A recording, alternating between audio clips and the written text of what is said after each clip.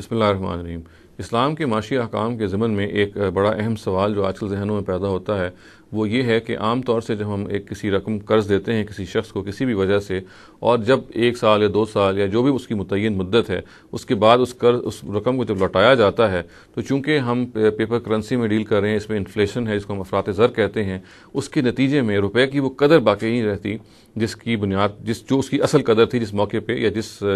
Time पे उसको कर्ज़ दिया गया था। मिसाल के तौर पे देखिए कि जब हम किसी को 10,000 रुपये कर्ज़ देते हैं आज की तारीख़ में, और उसे ये कहते हैं कि उसने 1 साल के बाद इसको लौटाना है, तो हमें ये पता है कि अफरात ज़र यानी इन्फ्लेशन का जो मुसलसल आप कह लीजिए जो ज़हूर है, उसके नतीजे में ये जो 10,000 हैं इसकी जो कदर है 1 साल के बाद आप ये कह सकते हैं 8,000 या 9,000 या 7,000 रह गई होती है। इसलिए वो जो इन्फ्लेशन का जो एलिमेंट है, अफरात ज़र का जो एलिमेंट है, वो रुपए की कदर को कम करता है, रुपए की जो वैल्यू है उसको डिक्रीज़ करता है, उसको डिप्रिशिएट करता है। चुनांचे इसके नतीजे में हम ये कहते हैं या देखते हैं कि जो कर्ज़ देने वाला है एक लिहाज से वो एक जुल्म का शिकार हो जाता है, इसलिए कि ज़ाहिर है जो उसने पैसे दिए थे जब वो पैसे उसके पास लौटते हैं तो उसको उसके बराबर नहीं लौटते। ये मसला ज़ाहिर है कि अगर आप काइंड में कोई चीज़ दें, यानी अगर आप कैश के बजाय काइंड में कोई चीज़ दें, कोई शय अगर आप किसी को कर्ज़ दें, उसमें तो पैदा नहीं होता। अगर आपने कोई चीज़ उठा के दी है तो ज़ाहिर है वो मिनिमम चीज़ आपको बाद में मिल जाएगी। ताहम करेंसी में इशू पैदा होता है कि अफरात ज़र की वजह से रुपए की या जो भी आप करेंसी दे रहे हैं,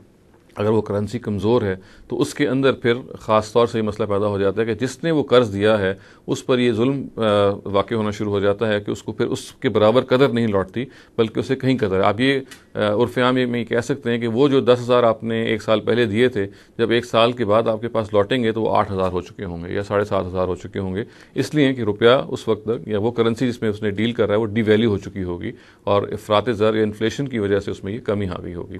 इसका क्या हल किया जाए? इसके ज़ाहिर है कि मुख्तलिफ हल हैं। एक हल तो बाज़ लोगों ने ये सजेस्ट किया कि अगर आप इस पर सूद चार्ज करते हैं तो ये सूद असल में वही अफरात ज़र की कॉम्पनसेशन है, और चुनांचे अगर आप इसमें सूद ले लेते हैं तो इसमें कोई हर्ज नहीं है।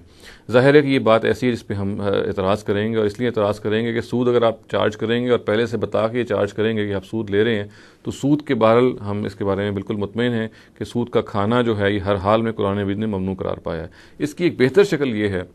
कि मिसाल के तौर पे आपने अगर कर्ज़ दिया है तो उस कर्ज़ को किसी ऐसी कमोडिटी से आप लिंक कर लीजिए जो स्टेबल है। मिसाल के तौर पे उस कर्ज़ को आप किसी ऐसी करेंसी से भी आप मुल्हक कर सकते हैं जैसे पाउंड है या डॉलर्स हैं, जिसकी डिवैल्यूएशन या जिसकी जो इन्फ्लेशन का जो मामला है वो नहीं है, और गोल्ड या इस तरह की किसी चीज़ के साथ भी आपको मुंसलिक कर सकते हैं, यानी सोने के साथ। कि आपने मिसाल के तौर पे अगर 10,000 रुपया कर्ज़ दिया है तो आप ये देखिए कि 10,000 रुपये कितने तोले सोने के बराबर है, और जिसको आपने कर्ज़ दिया है आप उसको ये कहें जी कि आपने मिसाल के तौर पे अगर ये देखिए कि 10,000 रुपये के बारे में ये आता है कि ये 1 तोले सोने के बराबर है, तो आप जिसको कर्ज़ दें उसको आप यही कहिए कि 1 साल के बाद जब आप इस कर्ज़ को लौटाएंगे तो आपने 10,000 नहीं बल्कि 1 तोले सोने की कीमत के बकदर मुझे लौटाना है, इसलिए कि मैं इस कर्ज़ को लिंक कर रहा हूँ इस चीज़ से। इसका एक फ़ायदा ये होगा कि ज़ाहिर है कि जो कर्ज़ देने वाला है उसके साथ कोई ज़्यादती नहीं होगी, और जिस तरीके से उसने जिस वैल्यू पे उसने कर्ज़ दिया था वो अपनी जगह पे स्टेबल रहेगी, और वो उस लिंक होने की वजह से उसको उसके बकदर ही वापस मिलेगी, और यही ज़्यादा